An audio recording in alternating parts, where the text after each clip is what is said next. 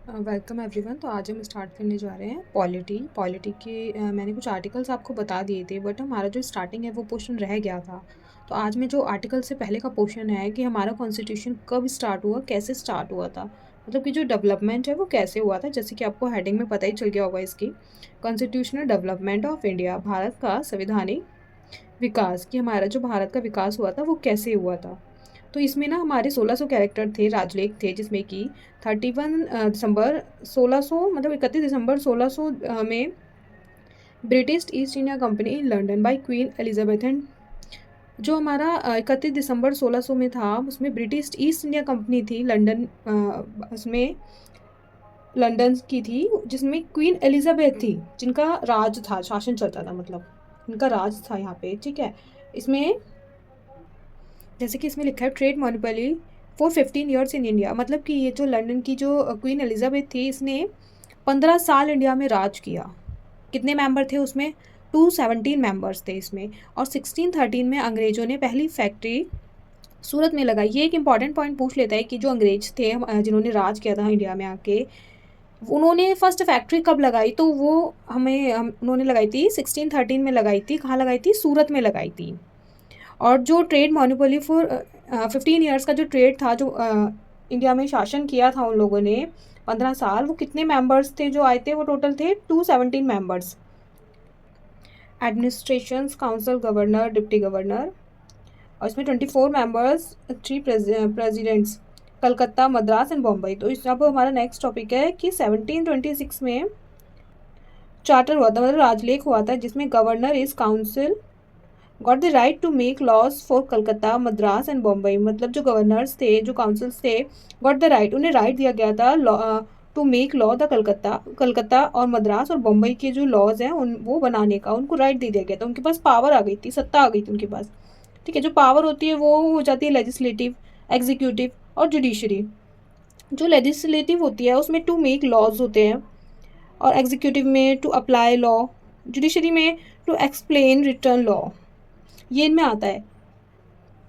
वैसे तो पता ही होगा, जो ये पावर का जो लेवल होता है ना, ये 3 तरीका होता है। एक तरह से control level, state level and local governance का। तो इन सब के बाद जो हमारा स्टार्ट होता है वो होता है कंपनी रूल। कंपनी रूल के अधीन शासन, ये कब से कब तक हुआ था? 1773 से लेके 1857 तक चला था ये। जैसे कि हमें नॉर्मली बेसिकली बताया भी जाता है कि हमारे जो इंडिया में है, बहुत अंग्रेजों ने, बहुत से लोगों ने शासन था, हमारा देश एक गुलाम था। तो यहीं से कुछ हमें चीज़ें पता चलती हैं कि अभी हमने इसमें पीछे भी पढ़ा कि जो अंग्रेज थे उन्होंने कितने साल हमारे इंडिया को गुलाम रखा, कितने साल हमारे इंडिया में राज किया उन्होंने, फर्स्ट फैक्ट्री कहाँ लगाई उन्होंने, है ना। तो इसमें अभी जो कंपनी रूल स्टार्ट होता है वो हमारा चलता है 1773 से लेके 1857 तक। इसमें 1773 में रेगुलेटिंग एक्ट स्टार्ट हुआ था, जिसमें पीएम ऑफ ब्रिटेन, ब्रिटेन के पीएम कौन थे उस टाइम पे? Lord north. और इसको ना एक सीक्रेट कमिटी के रूप में देखा गया था, और इसके चलते only east India company trade monopoly for 20 years, इसके चलते ही ईस्ट इंडिया कंपनी को ट्रेड किया गया था कि वो ट्रेड कर सकती है ओनली 20 ईयर्स के लिए। देखा आपने कि पीछे अभी वो लंदन से जो थी क्वीन हमारी, उसने 15 साल किया। उसके बाद जो ये कंपनी रूल स्टार्ट हुआ, इसमें भी इसको हुआ कि east India company trade monopoly for 20 years अब इसने किया। तो इसके चलते जो हुआ था, जो गवर्नर ऑफ बंगाल था, जो मेन पॉइंट बनता है ना हमारा इसमें, वो यही है कि जो गवर्नर ऑफ बंगाल था, इसके चलते governor of general of Bengal, मतलब कि उसको पहले गवर्नर ऑफ बंगाल कहा जाता था, और अब उसको क्या कहा जाने लगा था इसके चलते? Governor of general of Bengal, governor general of Bengal. ये चेंजेस हुआ था इसमें। फर्स्ट गवर्नर जनरल कौन था बंगाल का? Warren Hasting. और ये कब हुआ था? 1772 में। ध्यान रखिएगा आप इसको कि फर्स्ट गवर्नर जनरल कौन था बंगाल का? Warren Hasting. कब था? 1772 में। इसमें एक काउंसिल बनाई गई थी जिसमें 4 मेंबर थे, इनके नाम याद कर लीजिएगा। ये जो वॉरेन हेस्टिंग है ना, इसने ना अपनी जो पद थी, अपनी जो पोस्ट थी, उसका गलत इस्तेमाल किया था, जिसमें आगे चल के आप देखेंगे इसके बारे में और ज़्यादा कि इसने किस चीज़ को लेके अपनी पोस्ट का गलत इस्तेमाल किया था और फिर से क्या पनिशमेंट मिली थी। उसके बाद हमारा 1774 में सुप्रीम कोर्ट इन कलकत्ता, जिसमें कि चीफ जस्टिस कौन थे? लॉर्ड एलिजा एम्पे, इनका नाम ध्यान रखिएगा। 3 अदर जजेज नाम है, इनको भी ध्यान रखिएगा, एक बार देख लीजिएगा अच्छे से। लॉर्ड हिडन, लॉर्ड कैम्बर्स एंड लॉर्ड लिमांचस्ट। तो नाउ कंपनी रूल हो गया। कंपनी रूल अभी हमारा जो लंदन वाली लोग थे उन्होंने 15 साल राज किया, 20 साल अब कंपनी रूल हो गया। अब हमारा जो नेक्स्ट आता है वो आता है 1781 में एक्ट ऑफ सेटलमेंट, संशोधनात्मक अधिनियम। इसमें क्या हुआ, जो कलकत्ता की सरकार को बिहार एंड उड़ीसा के लिए भी कानून बनाने का अधिकार मिला। मतलब जो कलकत्ता की सरकार थी उनको बिहार और उड़ीसा के लिए भी कानून बनाने का अधिकार दे दिया गया। इस अधिकार के तहत 1773 एक्ट में सुधार किए गए। मतलब जो अभी हमने पीछे पढ़ा था ना 1773 वाला एक्ट, उसमें जो भी मतलब कुछ गलत हुआ था वो 1781 के एक्ट में आकर उसको सुधार किया गया। उसमें जो भी गलत चीज़ें हुई हैं, जो भी सुधार करना था वो हमारे 1781 में आके सुधार किया गया। जैसे कि इस लाइन में लिखा है कि इस अधिनियम के तहत 1773 एक्ट में सुधार किए गए। किसमें हुई थी? 1781 एक्ट ऑफ सेटलमेंट में। अब हमारा नेक्स्ट एक्ट है 1784 का पीट्स इंडिया एक्ट। ये एक बहुत इंपॉर्टेंट एक्ट है हमारा, जिसमें trade and administrative work from East India company were separated. मतलब कि ट्रेड एडमिनिस्ट्रेटिव वर्क, जो ईस्ट इंडिया कंपनी का जो वर्क था उसको सेपरेट किया गया था। इसमें कोर्ट ऑफ डायरेक्टर्स से 24 मेंबर, और इसमें आयरलैंड में एक न्यायालय की स्थापना हुई थी जिसमें ईस्ट इंडिया कंपनी के कर्मचारियों के लिए, उन लोगों की कर्मचारियों के लिए हुई थी जो ईस्ट इंडिया कंपनी के जो कर्मचारी थे। और जैसे अभी हमने बताया ना पीछे की जो वॉरेन हेस्टिंग था उसने अपने जो पावर थी उसका गलत इस्तेमाल किया था। तो वही पॉइंट इसमें दिखाया गया है कि पिट्स इंडिया एक्ट में ही कि जो वॉरेन हेस्टिंग था उस पर महाभियोग लगाया गया और उसको आयरलैंड वापस बुला लिया गया। कब हुआ था ये? 1785 में। और लगाया किसने था महाभियोग? जो था हमारा एडमंड बर्क ने। देखा आपने कि जो वॉरेन हेस्टिंग था उसने इतना ज़्यादा गलत इस्तेमाल कर लिया अपनी पावर का, अपनी पोस्ट का, कि उसके महाभियोग लगाया गया और उसको वापस बुला लिया गया आयरलैंड। एक्ट ऑफ 1786 का अधिनियम, मतलब कि इसके तहत गवर्नर जनरल को अपनी परिषद द्वारा किए गए फैसले को रद्द करने की शक्ति प्राप्त हुई। मतलब जो गवर्नर जनरल था उसको अपने जो भी परिषद द्वारा किए गए फैसले थे उनको रद्द करने की शक्ति प्राप्त हुई। इसी अधिनियम के तहत बंगाल के गवर्नर जनरल को ब्रिटिश सेना का प्रधान सेनापति बना दिया गया। मतलब इसी के चलते जो बंगाल के गवर्नर जनरल थे उनको ब्रिटिश सेना का प्रधान सेनापति बना दिया गया। नेक्स्ट है हमारा 1793 का चार्टर अधिनियम। इसी के तहत लिखित कानून द्वारा प्रशासन की शुरुआत हुई। इसके ये पॉइंट्स हैं कि, और जो सेकंड है वो है ट्रेड मोनोपोली को 20 वर्ष के लिए और बढ़ा दिया गया। मतलब अभी हमने पीछे वो ट्रेड पढ़ा था ना कि जो शासन वो 20 साल और करेंगे वो लोग ट्रेड, तो यहाँ पर आकर ना वो 20 साल और बढ़ा दिया गया। ओके, तो और 21 अप्रैल 1973 में start ICS Indian civil service.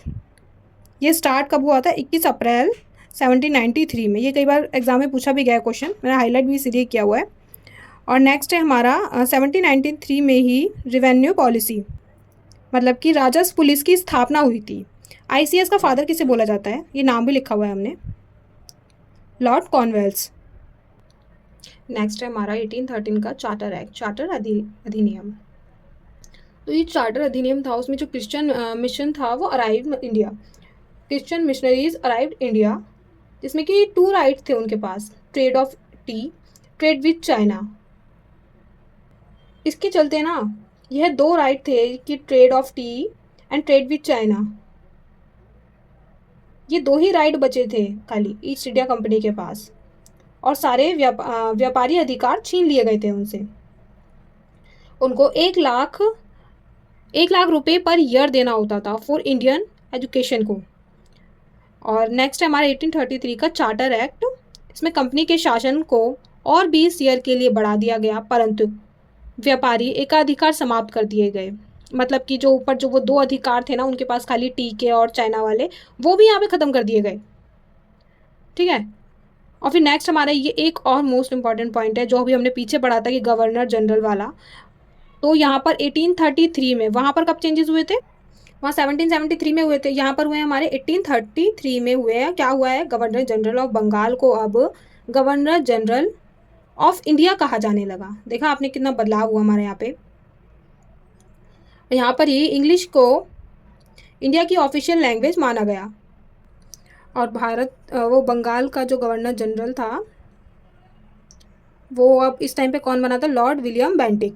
1853 में चार्टर एक्ट स्टार्ट हुआ। फिर ये वाला, ये administration and legislative work we are separated, जो एडमिनिस्ट्रेशन और लेजिस्लेटिव वर्क थे वो सेपरेट हो गए।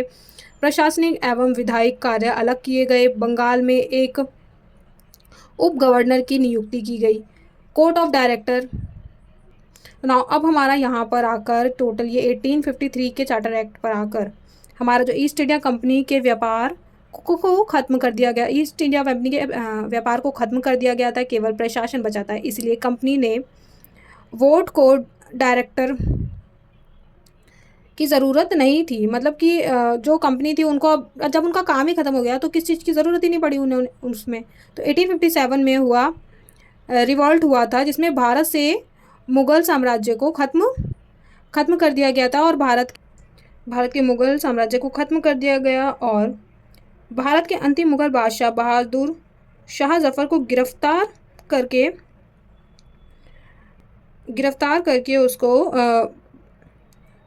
बर्मा के रंगून भेजा गया और यह घोषणा की गई कि अब भारत में ईस्ट इंडिया कंपनी का शासन नहीं चलेगा।